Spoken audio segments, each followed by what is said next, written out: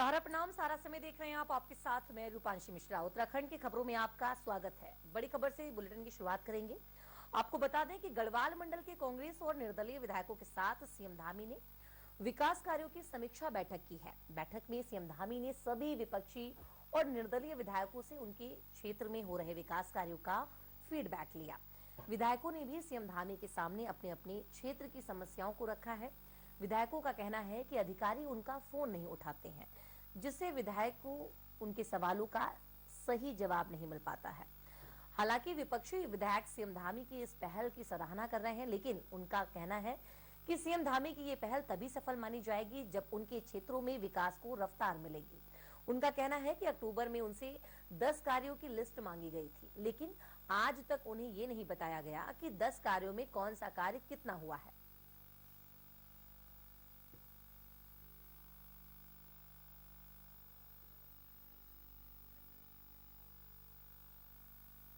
और हमारे साथ एसोसिएट एडिटर ज्योत्सना जुड़ रही हैं इस खबर पर अधिक जानकारी के लिए। सीएम पुष्कर सिंह धामी ने आज काफी नाराजगी भी जताई है। इस खबर पर क्या कुछ अहम जानकारी है, ज्योत्सना? रूपांशी, आप अपना सवाल दे रहे हैं। विपक्षी विधायकों ने क्षेत्र की समस्या को बताया है। उस खबर पर सीएम पुष्कर सिंह धामी ने फीडबैक लिया है। क्या कुछ अहम जानकारी है? देखिए रूपांशी, मैं आपको बता दूं कि अभी कुछ दिनों पहले मुख्यमंत्री ने सभी 5 लोकसभा सीटों के लिए 1 by 1 समीक्षा बैठक की थी और लोकसभा क्षेत्रों के उन्होंने बीजेपी के विधायक बुलाए थे। उस समय कांग्रेस नाराज थी कि कांग्रेस के विधायकों को क्यों नहीं बुलाया गया। अब मुख्यमंत्री ने आज गढ़वाल मंडल के जितने भी कांग्रेसी और निर्दलीय विधायक हैं सभी को बुलाया था, 7 जिलों के, और उनके साथ एक बैठक की। उनसे उनके क्षेत्र की, उनके विधानसभा क्षेत्र की समस्याओं के बारे में जानकारी दी। उसके अलावा जो सरकार की योजनाएं हैं, कहाँ किसके यहाँ मुख्यमंत्री ने कितनी घोषणाएं की, उस पर एक फीडबैक लिया। और आने वाले टाइम में कुमाऊं रीजन के विधायकों के साथ, जो विपक्ष के विधायक हैं, उनके साथ फिर से मुख्यमंत्री की एक बैठक होगी। और बैठक के बाद जब हमने विधायकों से बात की तो उन्होंने कहा कि पहल अच्छी है, लेकिन ये सफल तभी मानी जाएगी जब उनके क्षेत्र में कुछ काम होंगे, क्योंकि अक्टूबर में उनसे 10-10 योजनाओं के बारे में जानकारी ली गई थी कि वो अपने क्षेत्र की 10 विकास योजनाएं मुख्यमंत्री को बता दें। तो सभी विधायकों ने ये योजनाएं भेज दी थी। उनका कहना है कि उसकी भी प्रोग्रेस रिपोर्ट उन्हें मिल जाए तो उन्हें क्लियर हो जाए कि आखिर सरकार ने इस दौरान कितना काम किया है। बिल्कुल, यानी कितना काम किया गया है इसकी भी रिपोर्ट मिल जाए, इसको लेकर भी विधायकों ने उन्हें बताया। कांग्रेस के निर्दलीय विधायकों के साथ बैठक की। बैठक में और क्या कुछ बातें सामने निकल कर आई हैं, ज्योत्सना जी? देखिए रूपांशी, मैंने आपको बताया कि ये बैठक एक पेंडिंग चल रही थी, क्योंकि बीजेपी के विधायकों के साथ बैठक हो चुकी थी और हर विधायक ने अपने क्षेत्र की समस्याओं को सामने रखा कि उनके क्षेत्र में कौन सी विकास योजना वो चाहते हैं, किस फील्ड में काम होना चाहिए। अगर कहीं अधिकारियों के साथ तालमेल नहीं है तो उस बात को वहां पर रखा गया। इसके अलावा सरकार, मुख्यमंत्री ने जो घोषणाएं की हैं उसको लेकर अपडेट वहां पे रखा गया। तो ये कुल मिला के कह सकते हैं कि एक नई शुरुआत इसे कह सकते हैं कि मुख्यमंत्री ने अपनी तरफ से की है। सत्ता पक्ष के विधायकों की बात तो बहुत आसानी से सुनी जाती है, लेकिन विपक्ष हमेशा इस तरीके से आरोप लगाता रहता है कि उसकी आवाज को नहीं सुना जा रहा है, उसका क्षेत्र विकास की दौड़ में पीछे है, मुख्यमंत्री का ध्यान अपने विधायकों की तरफ है। तो उसी को खत्म करने के लिए आज मुख्यमंत्री ने ये पहल की है। बिल्कुल, विपक्षी और निर्दलीय विधायकों से उनके क्षेत्र में कितना काम हुआ है, इस चीज को लेकर भी आज सीएम पुष्कर सिंह धामी ने उनसे बात की है। लेकिन सबसे बड़ी बात तो ये है ज्योत्सना कि आखिर कितना विकास हो रहा है, कितना रफ्तार मिल रही है विकास को, ये मायने रखता है। जी बिल्कुल, देखिए आप सभी विधायकों ने यही बात कही कि ठीक है, मुख्यमंत्री ने बैठक की है, अच्छी बात है, लेकिन सबसे बड़ी बात है कि आखिर जो योजनाएं उन्होंने बताई थी या मुख्यमंत्री ने जो घोषणा उनके क्षेत्र के लिए की, उसमें कितना काम हुआ है वो जरूर बताया जाए और उसकी प्रोग्रेस रिपोर्ट आगे भी इस तरीके से बैठक करके सभी विधायकों को बताई जाए। बिल्कुल, यानी प्रोग्रेस कितना हुआ है इसकी रिपोर्ट भी विधायकों को आगे दी जाएगी। फिलहाल अहम जानकारी के लिए ज्योत्सना जी आपका बहुत बहुत शुक्रिया। चारधाम यात्रा की तैयारियों को लेकर हरिद्वार में मॉक ड्रिल की गई है।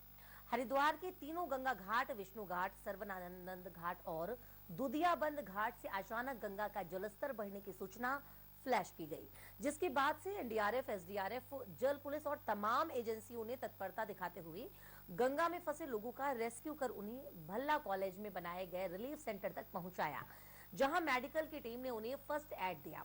जिला मुख्यालय रोशनाबाद में बनाए गए कंट्रोल रूम से जिलाधिकारी और एसएसपी ने पूरे ऑपरेशन की मॉनिटरिंग की है। ऋषिकेश ग्राउंड में बने स्टेजिंग एरिया के इंचार्ज एसडीएम पूरन सिंह राणा ने बताया कि ऐसी एक्सरसाइज से सभी को अपनी जिम्मेदारियों का एहसास होता है और कमियों का पता चलता है। इस मॉक ड्रिल में रिस्पांस टाइम अच्छा पाया गया है।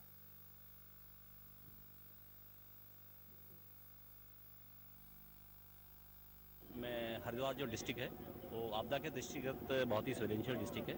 तो आज अराउंड 9:30 के आसपास जो डीओसी को इन्फॉर्मेशन आई थी कि अचानक सडनली पानी बढ़ने से कुछ जगह पे, कुछ घाटों पे यात्री फंसे हुए हैं। तो इमीडिएटली चीज़ों को चेक किया गया। तो विष्णु घाट, दुधियाबंद और सर्वनानंद घाट पे जो हमारे यात्री आए हैं, जो रूटीन में वहाँ पे स्नान कर रहे थे, पानी बढ़ने से कुछ लोग टापू में फंसे हुए हैं और कुछ लोगों के पानी में बहने की भी सूचना है।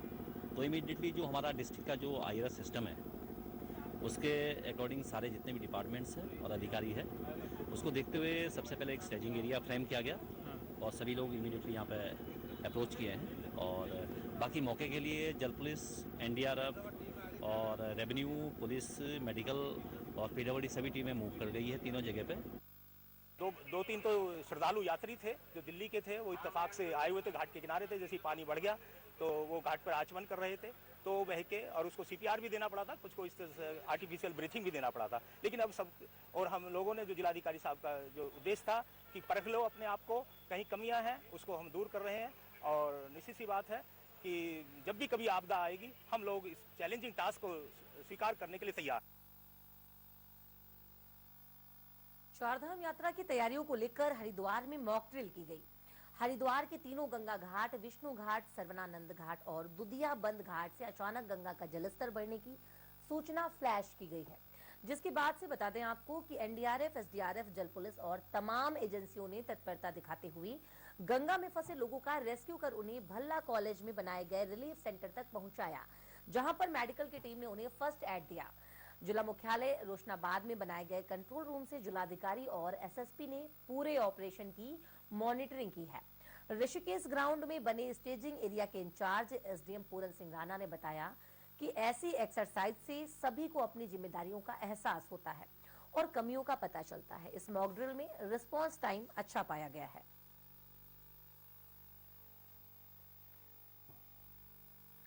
और हमारे साथ जुड़ रहे हैं संवाददाता स्वरूप पुरी। स्वरूप, मॉक ड्रिल, प्रशासन ने एक मॉक ड्रिल किया है, इसमें क्या क्या चीजें सामने निकल कर आ रही हैं?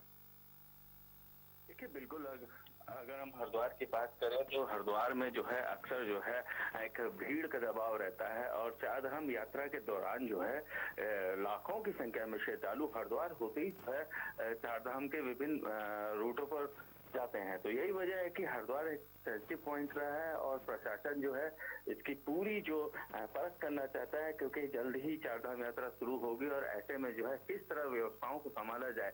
सबसे बड़ी चीज है कि अगर हम आपात स्थिति की बात करें तो आपात स्थिति में जो है किन किन चीजों की तैयारियां होनी चाहिए उसको आज परखा गया। चाहे वो गंगा का जलस्तर हो या वो भीड़ भाड़ वाले क्षेत्र से जो है आपात स्थिति के दौरान वाहनों को, इमरजेंसी वाहनों को निकालना हो, या फिर जो है स्वास्थ्य से जुड़ी हुई चीज की अचानक कोई ऐसी स्थिति आती है और उन्हें जो है हॉस्पिटल पहुंचाना, इन सब चीजों को परखा गया। और एक ये इसे कह सकते हैं कि एक बेहतरीन प्रयास था, क्योंकि आने वाले वक्त में जब जल्द ही चारधाम यात्रा शुरू होगी तो हरिद्वार में एक हमेशा भीड़ का दबाव रहता है और देश विदेश विभिन्न क्षेत्रों से जो है लोग यहाँ पर आते हैं, तो उनकी सुरक्षा जो है सबसे महत्वपूर्ण होती है। तो हरिद्वार में जो है जो मॉक ड्रिल की गई है वो उन व्यवस्थाओं के मद्देनजर की गई है कि कभी कोई आपात स्थिति होती तो उससे कैसे निपटा जाए। जी बिल्कुल, यानी आपात स्थिति होती है तो उससे कैसे निपटा जाए। फिलहाल विष्णु घाट, सर्वा घाट और दुधिया घाट बंद, अचानक से गंगा का जलस्तर बढ़ने की सूचना भी फ्लैश की गई थी। स्वरूप, देखिए, बिल्कुल अगर हम गंगा के जलस्तर, गंगा की बात करें तो गंगा की जो धारा है ऋषिकेश से हरिद्वार के बीच और जो है 24 किलोमीटर का ये जो ट्रैक है ये हमेशा सेंसिटिव माना गया है, क्योंकि जब भी पहाड़ों में भारी वर्षा होती है तो ऋषिकेश के बाद ही जो है जो जल का दबाव होता है आईडीपीएल बैराज से और हरिद्वार में मौजूद जो है बैराज के बीच में ही होता है, ये अक्सर जो है यहाँ पर बाढ़ आने की आशंका बनी रहती है। तो चारधाम यात्रा मार्ग पर अधिकतर घाट मौजूद हैं जिसमें जो है सैकड़ों की संख्या में लोग रहते हैं। तो ऐसे भीड़ के दबाव के दौरान जब अधिकतर यात्री हर की पैड़ी होते हैं तो उससे ज्यादा जो यात्री जो होते हैं वो जो है गंगा के तटीय क्षेत्रों में या वहाँ मौजूद घाटों पर स्नान करते हैं या घूमने के नियति से वहां पर जाते हैं। तो वो एरिया सबसे ज्यादा सेंसिटिव होता है, क्योंकि अक्सर अब हम देखने को मिला है कि जब भी कोई घटना होती है या पानी का जो दबाव जब ज्यादा होता है तो कई लोग जो है इस क्षेत्र में डूबते भी हैं। तो इन्हीं क्षेत्रों में मौजूद व्यवस्थाओं को परखा गया है और जितने भी घाट हैं जो है उन पर किस तरह की व्यवस्थाएं होंगी, अगर आपात स्थिति आती है तो उस दौरान जो है स्थिति को कैसे कंट्रोल करना है, वहीं जो यात्री हैं उन्हें सुगमता से निकालना है, इस सब व्यवस्थाओं को परखा गया है। और अंत में जो है जो मॉक ड्रिल के बारे में हम कह सकते हैं बेहद ही सफल रहा और उम्मीद करते हैं हालांकि ऐसी अवस्था जो है वो कभी ना आए, लेकिन अगर कभी ऐसी अवस्था आती है तो शासन प्रशासन या हरिद्वार की हम बात करें जब पुलिस प्रशासन वो इसके लिए पूरी तौर पर तैयार बिल्कुल स्वरूप हरिद्वार यात्रा शुरू हो रही है, इसे लेकर प्रशासनिक और सरकारी स्तर पर क्या कुछ तैयारियां की गई हैं, तत्परता दिखाते हुए गंगा में फंसे लोगों का रेस्क्यू भी किया जा रहा है, कई एजेंसियों ने किया है। जी स्वरूप, प्रशासनिक स्तर पर और क्या कुछ तैयारियां की गई हैं? फिलहाल अधिक जानकारी के लिए आपका स्वरूप बहुत बहुत शुक्रिया। बता दें आपको कि 22 अप्रैल से उत्तराखंड में चारधाम यात्रा की शुरुआत होने जा रही है। चारधाम यात्रा में आने वाले यात्रियों को किसी भी तरह की परेशानियों का सामना न करना पड़े, इसके लिए सरकार की तैयारियां चल रही हैं। इन्हीं तैयारियों को लेकर गढ़वाल के 7 जिलों में मॉक ड्रिल की गई है। इस मॉक ड्रिल में सीएम धामी भी वर्चुअल ढंग से जुड़े हैं और उन्होंने यात्रा की तैयारियों को देखा। सीएम धामी ने कहा कि सरकार की कोशिश है कि इस बार यात्रा सुगम और सुरक्षित हो, इसीलिए यात्रा से पहले हर स्तर पर नियमित समीक्षा की जा रही है।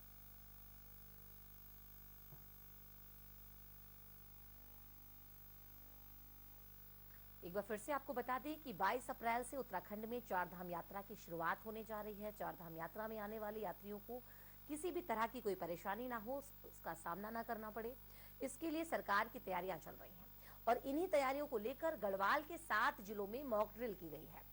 इस मॉक ड्रिल में सीएम धामी भी वर्चुअल ढंग से जुड़े हैं और उन्होंने यात्रा की तैयारियों को देखा। सीएम धामी ने कहा कि सरकार की कोशिश है कि इस बार यात्रा सुगम और सुरक्षित हो, इसलिए यात्रा से पहले हर स्तर पर नियमित समीक्षा की जा रही है।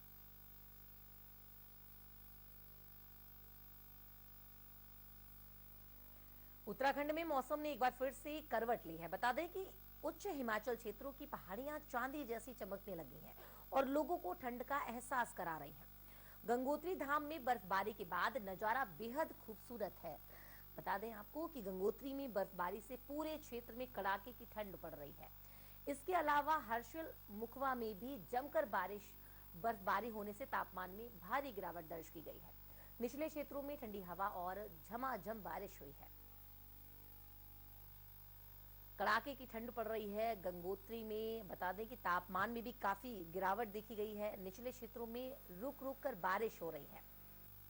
पहाड़ों पर बर्फबारी से फिर से ठंड लौटी है। गंगोत्री धाम में बर्फबारी से नजारा जो है वो बेहद खूबसूरत नजर आ रहा है।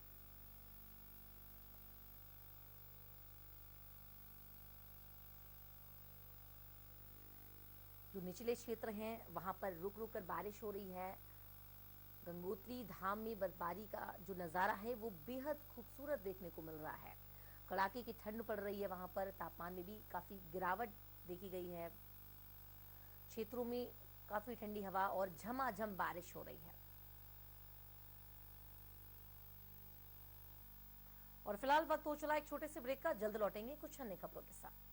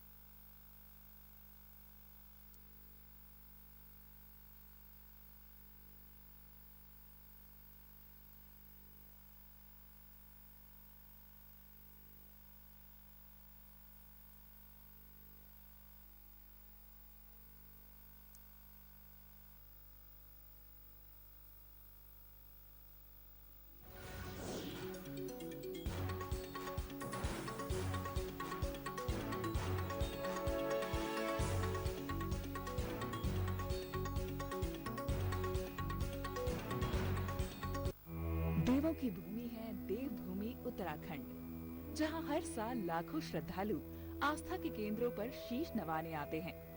उत्तराखंड सरकार धार्मिक पर्यटन को सुगम बनाने के लिए व्यापक स्तर पर कार्य कर रही है।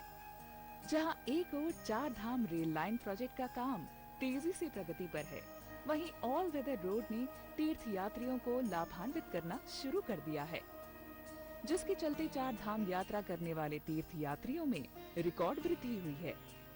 केदारनाथ पुनर्निर्माण प्रोजेक्ट के साथ साथ बद्रीनाथ मास्टर प्लान के तहत बद्रीनाथ धाम के कायाकल्प पर तेजी से काम हो रहा है। धामी सरकार ने कुमाऊं क्षेत्र के अनेक पौराणिक एवं ऐतिहासिक मंदिरों के सुनियोजित विकास के लिए मानस खंड मंदिर माला मिशन की शुरुआत की है।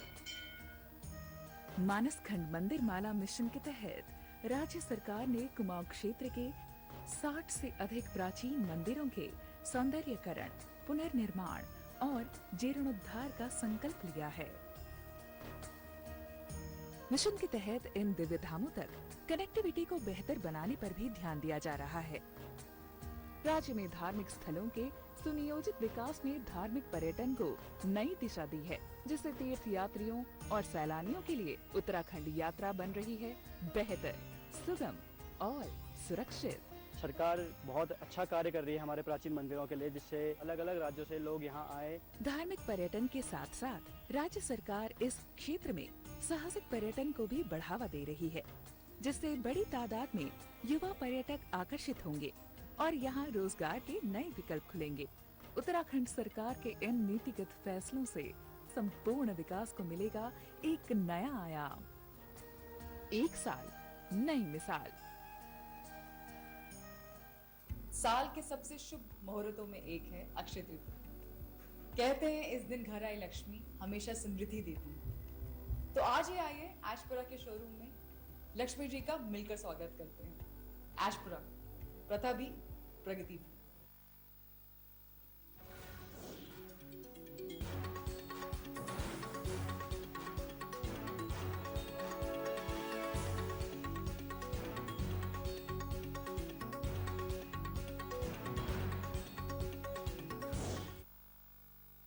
ब्रेक के बाद आप सभी का बहुत बहुत स्वागत है। मंत्रियों को अधिकारियों के सीआर लिखने का अधिकार मिलने पर कांग्रेस विधायक प्रीतम सिंह ने आपको बता दें कि सरकार पर तंज कसा है।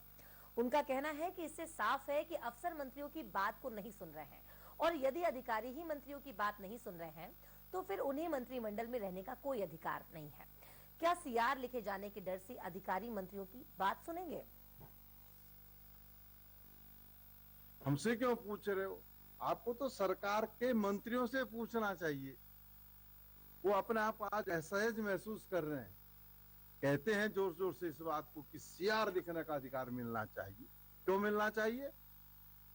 क्या अधिकारी आपकी बात नहीं सुन रहे? और भाई, किसी मंत्री की बात अगर अधिकारी नहीं सुन रहे हैं तो उस मंत्री को मंत्रिपरिषद में बने रहने का कोई नैतिक अधिकार नहीं।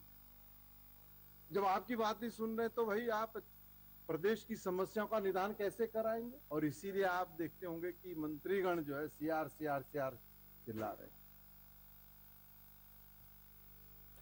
उत्तराखंड में चिटफंड के नाम पर लोगों की गाढ़ी कमाई पर डाका डालने वालों की अब खैर नहीं है। ADG law and order V Murugesan का कहना है कि 2019 के बाद से सभी मामलों पर बुड्स एक्ट के तहत कार्रवाई की जाएगी, जिससे फ्रॉड करने वाले चिटफंड कंपनियों के खेल को रोका जा सके। दरअसल इस तरह का फ्रॉड करने वाली कंपनियों के खिलाफ 2019 में केंद्र सरकार ने बुड्स एक्ट बनाया, जिसमें फ्रॉड करने वाले आरोपियों की प्रॉपर्टी अटैच करने के साथ ही 7 से 10 साल की सजा का प्रावधान है। उत्तराखंड में इस एक्ट के तहत एक भी मुकदमा दर्ज नहीं किया गया, जिस पर ADG law and order V Murugesan नाराजगी जताते हुए आला अधिकारियों को सख्ती बरतने के निर्देश दिए हैं।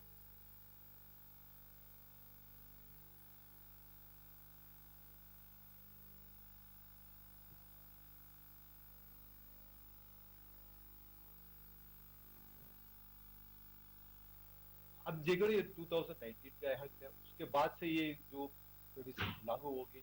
अभी हमारे सामने ही करीब 6 और 2 मतलब 10 केस के आसपास हमारे सामने आ रहा है।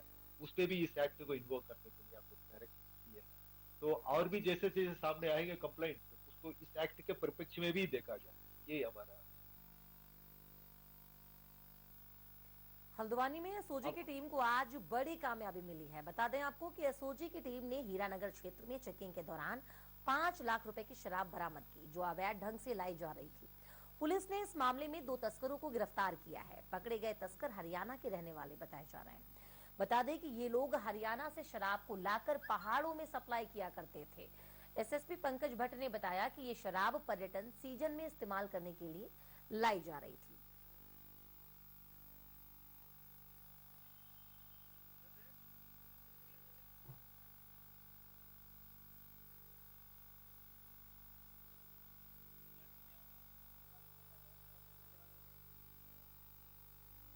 इसमें पूर्व में भी लगातार शराब के खिलाफ जो है आपका नैनीताल पुलिस द्वारा कार्रवाई की जा रही थी। इसमें एक सफलता और मिली है। ये इनोवा गाड़ी से 20 पेटी शराब पकड़ी गई है कोतवाली क्षेत्र में, और क्योंकि इसकी आपका हरियाणा दिल्ली में कॉस्ट बहुत कम होती है, इसलिए वहाँ से ये तस्करी करके लाई जा रही थी। और इसमें जो टीम द्वारा बहुत सराहनीय कार्य किया गया, उसके लिए मेरी तरफ से 2,500 रुपये के इनाम की घोषणा की।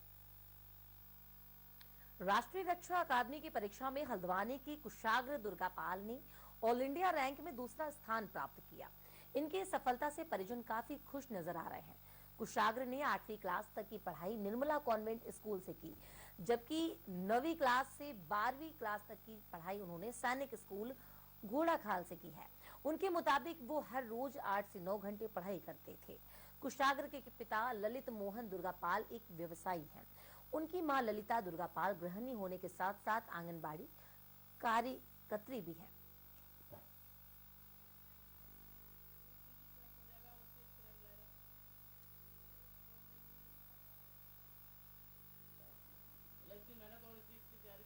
सर बहुत अच्छा लग रहा है। अभी तो काफी मतलब ऐसा लग रहा है कि जो इतने सालों का हार्ड वर्क था, पेरेंट्स की इतनी तपस्या थी, वो सब मतलब अब जाके सक्सेसफुल हुई।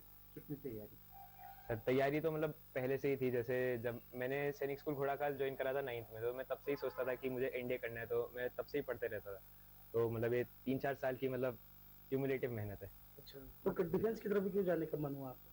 सर मतलब ऐसा था कि मैंने 7th में एक बार एक डॉक्यूमेंट्री देखी थी इंडियन नेवल एकेडमी की, तो वहां से मुझे मतलब मोटिवेशन आई कि मुझे डिफेंस की तरफ को जाना है। मदर फादर की फीलिंग क्या थी?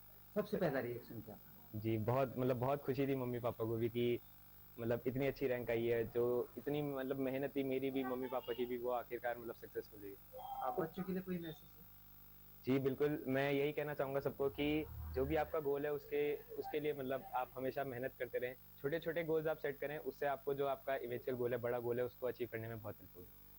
रह की गर्व महसूस हो रहा है हमें। वैसे हमें उम्मीद थी, क्योंकि बचपन से ही मेधावी छात्र रहा है और साथ में अदर एक्टिविटीज में भी अव्वल ही रहता था, लेकिन ये था कि इतनी बड़ा स्कोर करेगा इतना नहीं सोचा था। टॉप 10 में आएगा ये तो हमें उम्मीद थी, और हार्ड वर्क भी इसने बहुत किया था, और बाकी हमारे माता पिता का आशीर्वाद और इसके दादा दादी नाना नानी, मेरा पूरा परिवार जो है, सभी का आशीर्वाद, आप सब लोगों का आशीर्वाद, मुझे लगता है कि इस सब की वजह से मेरा बच्चा ये सब कर पाया। मुझे गर्व है कि इसने इतनी मेहनत करके अच्छी रैंक आई और हम लोगों का वो मान सम्मान बढ़ाया। इसके बाद काफी खुशी हुई। उम्मीद थी नहीं। जब बेटे ने बताया तो उस समय क्या सबसे पहले दिमाग में आया? बहुत अच्छा लगा कि मेरा बेटा भी कुछ कर सकता है, आगे बढ़ सकता है। हम लोग भी पीछे हम भी आगे बढ़ने की कोशिश करेंगे, क्योंकि हर आदमी छोटे तबके से ही आगे को बढ़ता है, आगे जाता है। फिलहाल बुलेटिन में अभी बस इतना ही। खबरों में बने रहिए सहारा समय के साथ और मुझे दीजिए इजाजत। सहारा प्रणाम।